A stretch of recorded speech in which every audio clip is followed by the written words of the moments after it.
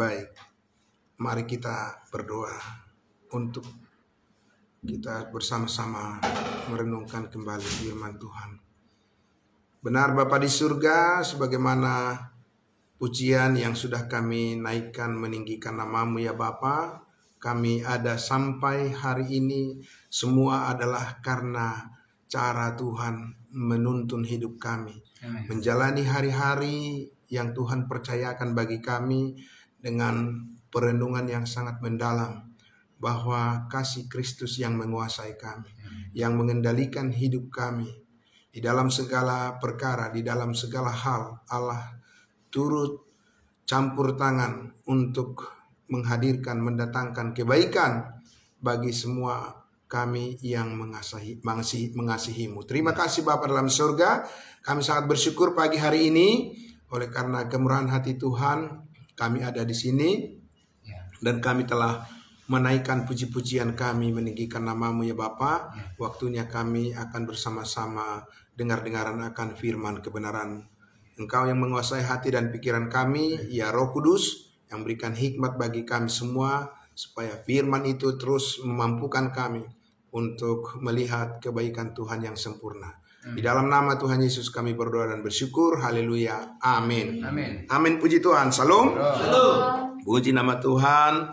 Bapak Ibu Saudaraku yang dikasihi Tuhan Yesus. Ya, pagi hari ini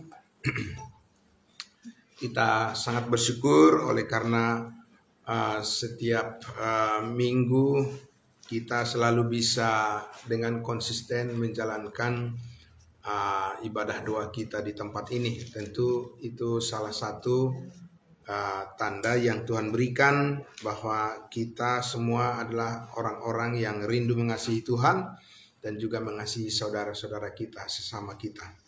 Nah, pagi hari ini ya Bapak Ibu, saudara semuanya, saya ingin mengajak kita untuk bersama-sama melihat akan pertolongan Tuhan bagi kita dari firman yang saya ambil dari Roma pasal 5. Dan ini adalah satu bagian yang sangat luar biasa meneguhkan iman kita ya ketika kita menghadapi situasi apapun dalam kehidupan kita ini. Dan tentunya ya ada perkataan Tuhan Yesus mengatakan bahwa Dia meminta supaya setiap kita harus tetap berjaga-jaga. Amin.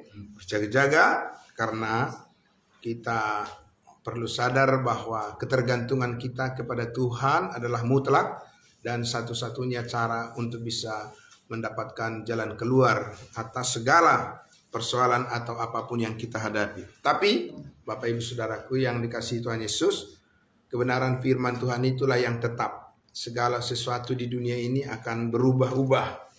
Ya, hati manusia pun bisa berubah, tetapi firman Tuhan itulah yang tetap untuk selama-lamanya.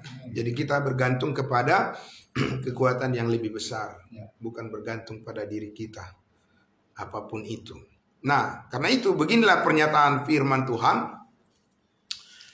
di dalam Roma pasal 5, ya dikatakan di sini, sebab itu kita yang dibenarkan karena iman, amin, kita hidup dalam damai sejahtera dengan Allah oleh karena Tuhan kita Yesus Kristus.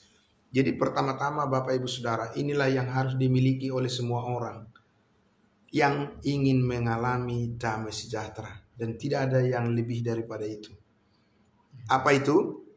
Kita percaya bahwa kita sudah dibenarkan. Amin.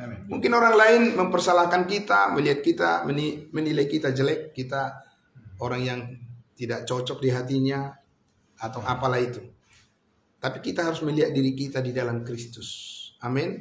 Kalau kita melihat diri kita di dalam penilaian orang lain, perkataan orang lain, Bapak Ibu Saudara, kita ini bisa frustrasi, bisa stres. Karena apa? Karena dunia ini iblis itu adalah pendakwa. Dia selalu menuduh, iya kan? Karena itulah pekerjaannya dari semula. Supaya apa? Supaya hati manusia itu tidak lurus kepada Tuhan, supaya bengkok-bengkok, begitu ya. Dan saudara, untuk itulah Yesus datang ke dunia ini untuk menuntaskan semua persoalan itu. Ya, persoalan apa? Persoalan kebingungan manusia untuk melihat dirinya siapa dan di mana. Nah, di sini saudara-saudaraku dikatakan, sebab itu kita yang dibenarkan. Sebetulnya kalau kita lihat di dalam terjemahan Alkitab yang berbahasa Inggris, ada bentuk waktu kata telah di situ.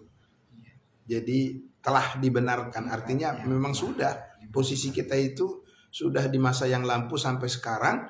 Dan itu karena iman, amin. Karena iman kepada Yesus Kristus Tuhan kita, maka Allah melihat kita menjadi benar. Tadinya kita sebenarnya bukan orang benar karena dosa. Ya, semua orang adalah orang berdosa dan pantas untuk dilemparkan ke dalam lautan api neraka. Ya, tidak ada yang bisa dibanggakan, disombongkan. Ya, tidak ada yang bisa ingin ditunjukkan kepada Tuhan bahwa dia adalah orang yang layak. Tidak ada. Tapi ya, oleh karena Yesus Kristus Tuhan kita, ya, dialah yang menggantikan kita untuk menyelesaikan segala keburukan kita, sekeburukan manusia. Di atas kayu salib Yesus berkata sudah selesai. Amin. Nah, maka karena itulah kita dibenarkan, jadi benar. Ya. Ya, jadi kata dibenarkan ini adalah istilah hukum yang tadinya terancam, Ya, tapi karena dibenarkan, berarti ada yang membenarkan dan ada yang dibenarkan. Siapa? Kita. Karena iman, karena percaya. Sekarang apa? Kita hidup dalam damai sejahtera Allah. Ya, semua orang ingin mengalami damai di dunia ini. Katanya damai itu indah. Tapi Bapak Ibu Saudara, damai yang di dunia ini itu semu. Ya, memang kita mendoakan supaya semua orang damai. Tapi selagi Tuhan Yesus tidak mengakhiri ya programnya, selagi Tuhan Yesus belum menetapkan hari di mana Dia akan menghakimi semua umat manusia, tidak mungkin bisa di dunia ini bisa diusahakan damai oleh manusia. Karena hanya Raja Damailah yang bisa menyelesaikan semuanya dan mengakhiri semuanya damai betulan, damai sungguhan, damai yang kekal. Tapi Bapak Ibu Saudaraku, kita lihat di sini dikatakan kita hidup dalam damai sejahtera dengan Allah. Amin. Dengan Allah dulu posisi kita ini, ya. Kalau dengan manusia, kita paksa juga manusia berdamai dengan kita, belum tentu dia tertarik. Ya kan? Karena mungkin dia adalah orang yang suka keributan. Mana bisa kita menyetel pikiran orang lain untuk menjadi sama dengan keinginan kita? Tidak bisa. Tapi dengan Allah, amin, ini yang paling utama. Karena kita tahu bahwa hanya Allah yang paling akhir, yang paling final, yang menentukan nasib manusia. Ya, ada orang yang berseberangan, yang berbeda pendapat, atau yang membenci kita. Suatu saat juga akan ada perpisahan dengan manusia, karena tidak ada yang abadi di sini. Tapi dengan Allah tidak ada perpisahan manusia dalam arti bisa lari dari hadapan Tuhan. Tidak ada. Daud mengatakan apa? Kalau aku sembunyi dimanapun, engkau ada di situ. Di liang kubur pun aku, engkau ada di situ. Itu yang Daud katakan. Ya, karena itu manusia tidak akan bisa lari dari tanggung jawab yang diperbuatnya. Kalau kita mungkin tidak bisa menuntut perbuatan orang lain, ya, tapi Tuhan, di hadapan Tuhan tidak akan bisa lari satu pun. Makanya jangan Daud bilang jangan arogan, jangan Paulus bilang jangan sombong. Karena apa? Sekali lagi dikatakan bahwa pada akhirnya semua mulut akan mengaku Yesus adalah Tuhan. Semua akan bertekuk lutut di hadapan Kristus. Ya, semua orang. Ya. Sekalipun sekarang ini mungkin ada orang berpikir, enggak, saya bertanggung jawab dan bisa bebas dengan apa yang saya lakukan. Itu pikiran manusia yang dangkal. Nah, karena itulah maka kita hidup dalam damai sejahtera dengan Allah. Ini dulu yang perlu kita pelihara. Karena apa? Karena Tuhan kita Yesus Kristus. Amin. Jadi ada pembela. Kalau kita baca di pasal 8 itu dikatakan bahwa Kristus adalah pembela kita. Ya kan? Dia adalah berada di pihak kita. Dia Yesus yang membawa kita untuk selalu eksis di hadapannya. Amin. Nah, jadi karena itu kita lihat ya, Bapak Ibu Saudara, di ayat 2 dikatakan, oleh Dia, oleh Allah, oleh Yesus Kristus, kita juga beroleh jalan masuk oleh iman kepada kasih karunia ini. Amin. Kita memperoleh jalan masuk. Bapak Ibu Saudara tahu jalan masuk ke arah manapun ada namanya akses. Ya, tanpa akses semua tertutup. Dan akses itu Tuhan yang membuka. Amin. Nah, begitu beratnya dosa manusia di dunia ini sehingga tidak ada satupun yang bisa menghampiri Tuhan karena dosa. Tapi Tuhan Yesus membuka tabir itu. Amin. Dia membuka akses jalan masuk kepada Allah untuk mengalami damai sejahtera. Iya, itu luar biasa itu, Bapak Ibu Saudara. Ya, kalau kita mungkin menghadapi musuh-musuh orang jahat di dunia ini, ya belum tentu ada akses dibuka, ya kan? Karena tidak semua orang hatinya baik. Kita harus membuka mata kita bahwa di dunia ini memang orang jahat itu selalu ada. Begitu ya. Coba kita lihat dulu misalnya di Indonesia kita inilah dulu ya, di negara kita ini, ya kan, berganti-ganti presiden, berganti-ganti menteri, berganti-ganti Kapolri, Panglima atau apalah itu semuanya pemimpin-pemimpin di bangsa kita ini, ya kan, semua kampanye anggota-anggota calon-calon legislatif bahwa kalau dia nanti menang dia akan memperhatikan kerukunan umat beragama. Mana ada Bapak Ibu Saudara, lihat aja tuh, ya kan, siapapun presidennya tetap aja orang-orang jahat itu akan selalu menunjukkan eksistensinya. Oh, kami ini ada orang jahat di mana? Di Indonesia ini. Nah, jadi apa artinya Bapak Ibu Saudara? Memang itulah faktanya, kenyataannya, ya, bahwa orang jahat itu akan selalu ada di mana-mana. Kita bersyukur kalau kita bukanlah bagian dari mereka. Amin. Iya. Kita bersyukur kalau kita bukan dari bagian daripada orang yang jahat itu. Itulah makanya kita bisa hidup dalam damai sejahtera dengan Allah. Itu yang sangat luar biasa. Orang jahat bisa nggak bersyukur seperti itu? Nggak bisa lah. Ya kan? Karena apa? Karena dia hanya memaksakan kehendaknya sendiri. Dan dia akan lebih yakin bahwa apa yang dilakukannya itu adalah hanya menyenangkan hatinya, bukan menyenangkan Tuhan. Nah, ini yang sangat luar biasa. Tapi kita sekarang mempunyai apa? Akses melalui doa kita, ya kan?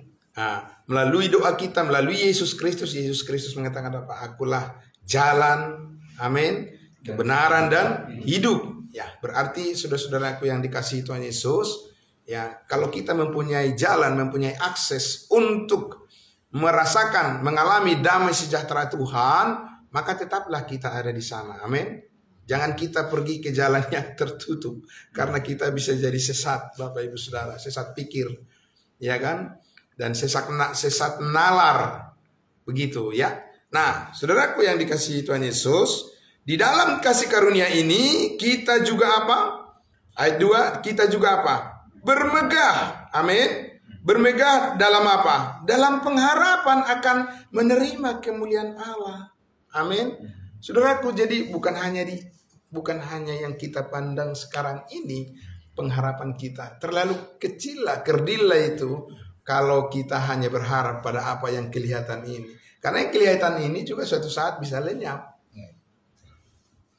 Tapi di dalam Kristus, pengharapan kemuliaan kita mana bisa lenyap, Bapak Ibu Saudara. Apa yang melenyapkannya? Karena Yesus telah menang atas si jahat.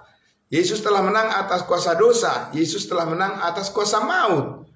Jadi saudara-saudaraku yang dikasihi Tuhan Yesus, bahwa hidup yang ideal itu, ya kan, apalagi anak-anak muda ini, hidup yang ideal itu bukan di sini. Jangan jadi kecewa nanti, ya kan? Bukan di sini. Ini adalah pertarungan kita. Pertaruhan kita untuk menyatakan kepada dunia bahwa kita bukan berharap hanya di sini. Amin. Ya, itu. Jadi apalagi di zaman sekarang ini, ya kan, di zaman kecanggihan teknologi ini, semua orang menggantungkan harapan kepada kecerdasan buatan manusia, AI, artificial intelligence. Ya kan, semua apa yang ingin ditanyakan ada di sana. Ya. Tidak lama, hanya hitungan detik jawaban itu langsung ada. Jadi manusia dilatih untuk menjadi instan berpikirnya. Jadi kalau ada seorang ahli mengatakan generasi stroberi, ya kan? Generasi stroberi ini, Bapak Ibu Saudara, tidak siap menghadapi penderitaan, tidak siap menghadapi tantangan yang berat, tidak siap menghadapi persoalan yang berliku-liku, gampang jatuh, gampang stres, dan gampang bergantung pada diri sendiri dan keadaan sekitar yang belum tentu bisa mampu membuat dia bertahan. Nah, saudara yang dikasihi Tuhan Yesus, kalau kita lihat di sini dikatakan tadi, akses itulah melalui Yesus Kristus, itulah yang membuat segala sesuatu bertahan di hadapan Tuhan, amin. Ya, itu sudah mutlak, sudah absolut, tidak bisa ditawar menawar, kecuali orang yang tidak percaya pasti selalu menawar. selalu ragu dan selalu ingin mengusulkan, mempropose ya apa yang tidak berdaya di hadapan Tuhan. Nah, tapi di sini kita lihat kuncinya tadi dikatakan apa? Karena kita mempunyai pengharapan. Amin. Dan yang menghidupkan, yang membangkitkan pengharapan kita itu adalah kebenaran yang kita miliki di dalam Kristus Yesus. Amin. Karena Roh bekerja. Itu ya. Di saat hati kita galau, gundah, di saat kita bingung, di saat kita merasa bahwa seperti lagu mengatakan, kita lihat apa di balik awan, di balik awan ada pelangi, begitu ya. Sekalipun manusia menutup jalan, tapi kalau Tuhan yang membukanya, tidak satu pun yang dapat menutupnya. Amin. Nah, itu yang sangat luar biasa. Bagi saya itu satu kata-kata pernyataan yang melampaui daripada akal sehat saya. Maka kita hanya percaya saja. Oh iya, benar ya. Oh memang cara Tuhan masih yang the best. Ya kan? Amin. Itu cara Tuhan yang masih the best. Biarlah dunia ini memaksakan caranya sendiri, tapi kita harus percaya bahwa yang murni itu adalah yang datang daripada sorga. Amin. Karena Yesus yang membawanya kepada kita dan kita dibawa oleh Yesus kepadanya. Nah, karena itulah maka dengan sebuah dasar yang kuat, fondasi yang kuat, karena sebuah bangunan itu hanya bisa bertahan lama kalau tergantung pada kekuatan daripada fondasinya. Nah, dengan fondasi kebenaran itu, damai sejahtera itu, maka kita diperhadapkan kepada suatu kenyataan dalam hidup ini. Di ayat 3 dikatakan, dan bukan hanya itu saja, berarti masih ada yang lain. Kita jangan berpikir bahwa anugerah Tuhan itu berhenti hanya di satu titik saja. Amin. Iya, jangan kita berpikir bahwa campur tangan Tuhan itu dalam hidup kita hanya berhenti di satu stage, di satu titik saja, satu tahapan saja. Tidak, Dia mau kita akan terus menelusuri seluruh rencananya. Amin. Ya, bagaimanapun itu, maka dikatakan bukan hanya itu saja, berarti masih ada yang lain. Amin. Kita malah bermegah juga dalam kesengsaraan kita. Gak masuk akal. Tidak masuk akal manusia. Karena apa? Semua orang menghindari kesengsaraan. Sekalipun sampai kesengsaraan itu bisa mematikan dia, karena dia tidak bisa menghindar lagi. Iya kan? Karena itu fakta hidup di dunia ini. Ini realita. Kita bukan hidup di dunia lain atau di dunia Cinderella zaman cerita fiktif atau dan sebagainya. Kita hidup di dunia nyata. Maka kita harus memahami apa dan di mana kita sedang hidup dan apa yang kita lihat berdasarkan firman Tuhan sebagai tuntunan. Amin. Maka dikatakan di sini kita harus memasuki suatu realita yang baru lagi. Kalau manusia itu menghindarkan penderitaan, ya kan? Kalau menjadi pejabat itu, Bapak Ibu Saudara, enak nggak? Terhindar nggak dari penderitaan? Tidak. Kalau jadi presiden, ijazahnya aja terus dipersoalkan, Bapak Ibu Saudara. Lihat aja itu, ya kan? Kalau kita pikir, coba saya jadi presiden, enak banget ya. Ya enak aja kau seperti itu. Siapa mau seperti itu? Nggak ada juga yang mau kan? Nggak kelar-kelar ya kan? Penderitaan itu akan menghampiri semua manusia, siapapun dia. Bapak Ibu Saudaraku akan berhadapan dengan fakta kenyataan kesengsaraan. Masalahnya adalah ada kesengsaraan yang mematikan ide-ide manusia itu karena dia tidak terhubung dengan Tuhan. Amin. Tapi di sini Bapak Ibu Saudara, Paulus mengatakan, Paulus itu kan kita sudah tahu, dia sering dipenjara bukan karena dia salah. Mati nggak ide-ide gagasannya? Tidak mati. Dia menasehati semua orang dari penjara, bersukacitalah senantiasa di dalam Tuhan. Sekali lagi kukatakan, bersukacitalah. Amin. Kok bisa ya? Dia manusia atau apa, manusia setengah dewa atau apa dia? Manusia biasa dia bilang, tapi bukan aku dia bilang, tapi kasih karunia Tuhan yang memberikan kekuatan kepadaku. Oh haleluya, puji Tuhan. Pantas saja dia katakan di situ apa? Kita malah bermegah juga dalam kesengsaraan kita. Untuk apa? Karena kita tahu bahwa kesengsaraan itu menimbulkan ketekunan. Wow, luar biasa. Bapak Ibu Saudara, berarti Tuhan memproses setiap kehidupan kita untuk menjadi sebuah kebanggaan di hadapannya. Bukan kebanggaan di hadapan manusia. Tidak ada yang perlu disombongkan. Ya, amin Bapak Ibu Saudara. Hanya Tuhan Yesus yang menerima pujian dan hormat untuk selama-lamanya. Manusia yang mencari pujian bagi dirinya itu sampah. Ya Bapak Ibu Saudara, di hadapan Tuhan. Yang tidak akan bertahan. Hanya pujian kepada Yesus Kristus yang bertahan. Amin. Bersama-sama dengan semua orang yang mengikuti Dia. Itu yang sangat luar biasa. Jadi ada suatu kemegahan, ada suatu kebanggaan. Bukan kita menjadi orang yang terpuruk karena penderitaan. Tidak ada. Alkitab mengatakan bahwa kita yang menjadi orang yang terpuruk, yang tidak punya gagasan, yang tidak punya ide, yang menjadi orang yang linglung atau orang yang nggak punya gairah untuk melayani Tuhan karena penderitaan. Itu kita nggak mendapatkan itu Pak dari gambaran dari kehidupan Yesus ketika di bumi maupun Rasul Paulus. Rasul tidak ada itu.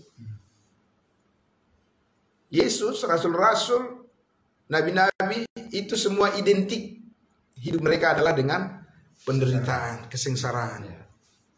Karena disitulah kebenaran. Ya kan? Manusia mencari happy-happy, healing-healing terus. Ya kan? Karena dia berpikir itulah nilai daripada sebuah hidup yang mengikuti Tuhan. Tidak ada itu di dalam Alkitab. Saya belum pernah membaca itu. Nanti. Amin. Itu dikatakan pengharapan kemuliaan itu nanti. Kalau Tuhan Yesus sudah menyelesaikan segala sesuatu, urusan dengan dunia ini, disitulah kita bahwa kita akan melihat kita lebih daripada pemenang. Amin. Ya, itu sangat luar biasa. Jadi dengan kebesaran hati, kebanggaan kan maksudnya di sini adalah berbesar hati gitu ya. Berbesar hati, Yesus diperlakukan oleh orang yang tidak adil kepadanya. Berbesar hati dia bukan setuju, tidak. Tapi dia percaya bahwa di balik semuanya itu masih ada rencana Allah yang jauh lebih indah daripada apa yang dipikirkan oleh manusia itu. Jadi unstoppable. Ya kan? Enggak pernah bisa berhenti. Ya kan? Jadi kasih tidak berkesudahan. Charity is never fail. Ya kan? Kasih itu tidak akan pernah bisa dihentikan. Kasih Kristus itu, karena itu mengalir terus di hati kita, karena kita mengasihi manusia. Amin. Mengasihi jiwa-jiwa. Itu masalahnya. Yang artinya itu yang Tuhan lihat. Jadi Rasul Paulus itu, Bapak Ibu Saudara, kalau kita lihat terlalu banyak ketidakadilan yang dialami dia. Banyak sekali. Terus dikejar-kejar, dipukuli. Ya, mungkin kita Bapak Ibu Saudara tidak ada seperberapa penderitaan yang dialami oleh Rasul Paulus lah kita secara fisik ya. Kenapa? Kalau digambarkan di 2 Korintus pasal 11 itu, dia sering karam kapal di laut, sering dia dianiaya, dirajam dengan batu, sering tidak makan, tidak berganti pakaian. Ya kayaknya kita masih jauh deh dari gambaran yang disampaikan oleh Rasul Paulus. Dan kita tidak mesti mengalami seperti itu karena Tuhan tahu bahwa pencobaan-pencobaan yang kita alami itu pencobaan biasa yang tidak melampaui kekuatan kita, karena Tuhan setia memberikan jalan keluar terhadap setiap masalah yang kita alami. Karena itulah maka dikatakan tadi kita bermegah, ada kebanggaan di dalam Tuhan. Kebanggaan di dalam ini karena apa? Karena dikatakan kesengsaraan itu menimbulkan ketekunan. Pertanyaannya adalah apakah kita semakin tekun dengan masalah-masalah yang kita hadapi ataukah kita jadi kendor? Kita lari dari masalah. Tidak ada yang bisa lari dari masalah. Hadapi saja semua masalah itu. Amin. Dengan mengandalkan pertolongan Tuhan, ya Tuhanlah yang menjadikan semuanya seperti yang Dia kehendaki. Sebagaimana doa daripada Yesus Kristus di Taman Getsemani. Kalau bisa ya Tuhan, sungguh saya nggak bisa nih, ini nggak adil nih. Masa aku yang mati, orang lain yang membunuh, yang mencuri, mereka yang jahat, kok saya yang harus disalibkan? Itulah kemanusiaan kita. Tapi di balik daripada kemanusiaan kita itu ada ilahi yang sangat luar biasa. Dan Yesus berkata, bukan kehendakku tapi kehendakmu lah yang jadi. Amin. Nah, Bapak Ibu Saudaraku yang dikasihi Tuhan Yesus, karena itulah maka dikatakan tadi di ayat 4, dan ketekunan menimbulkan tahan uji. Amin. Dan tahan uji menimbulkan pengharapan lagi. Amin. Dari satu pengharapan ke pengharapan yang berikutnya, ya, dari satu ujian ke ujian yang berikutnya, ya kan? Setiap orang yang naik kelas kan apa? Harus ada ujian. Ya, menang, tapi tidak pernah ujian. Menang dari apa? Ya kan? Tapi ujian itu berat. Ya kan? Kalau kita sebagai manusia, kita dulu sekolah kalau udah dibilang mau ujian loh, gitu ya kan? Wah, kita udah gelisah kita. Ya kan? Bagaimana bikin apa? Contekan gitu. Bapak Ibu Saudara. Karena kita tidak mau nilai kita jelek. Tapi Tuhanlah yang menilai hidup kita, dan Dialah yang membuat kita jadi pemenang. Amin. Nah, karena itu kita bersandar kepada kuat kasih karunia Tuhan. Bapak Ibu Saudara, dalam ujian ini ayat 5 dikatakan, dan pengharapan tidak mengecewakan. Amin. Karena apa? Karena kasih Allah telah dicurahkan di dalam hati kita oleh Roh Kudus yang telah dikaruniakan kepada kita. Amin. Roh Kudus yang membesarkan hati kita, memampukan kita semuanya. Amin. Dan ketekunan kita akan terus bertambah-tambah. Itu yang kita hargai. Karena apa? Banyak orang di dunia ini udah orang yang tidak ada kesabaran sedikit pun. Amin. Serakah. Ya. Ingin memperoleh yang tidak dia kerjakan. Ya, dia ingin menuai yang bukan dia kerjakan. Ya kan? Itu kan jahat, Bapak Ibu Saudara. Ya. Tapi di dalam Tuhan Yesus, ya, apa yang dikerjakan oleh Roh Kudus dalam kehidupan kita pasti kita menuai. Amin. Berlimpah-limpah di dalam kasih karunia-Nya. Biarlah firman Tuhan yang menguatkan kita pada pagi hari ini, memberkati kita semuanya, Bapak Ibu Saudaraku. Biarlah ketekunan kita bertambah-tambah. Itu yang Tuhan ingin lihat. Jangan kita kendor. Jangan kita hanya berputar-putar dalam keadaan bersungut-sungut dan tidak melakukan semua tanggung jawab kita dengan sepenuhnya. Jangan khawatir, jangan takut. Amin. Mari kita berdoa. Bapa dalam surga, terima kasih. Kami sangat bersyukur ya Tuhan Yesus. Jadilah kami kuat oleh kasih karunia Tuhan. Karena disitulah kami dimampukan untuk mengasihi jiwa-jiwa. Engkau tahu isi hati kami. Dan kami percaya Tuhan menyediakan yang terbaik untuk semuanya itu. Kami percaya Tuhanlah pembela kami, pelindung kami untuk selama-lamanya. Nama Tuhan dipermuliakan melalui pelayanan kami di Panti Asuhan Bersinar ini. Kami percaya Tuhan Yesuslah yang menjadi pembela bagi setiap orang percayamu, anak-anak di tempat ini. Semuanya Tuhan Yesus, kami percaya semuanya itu adalah milikmu. Engkau pelihara dengan sempurna di dalam kasih karuniamu. Dalam nama Tuhan Yesus kami berdoa dan bersyukur. Haleluya. Amin. Amin. Terima kasih, Tuhan memberkati kita semua.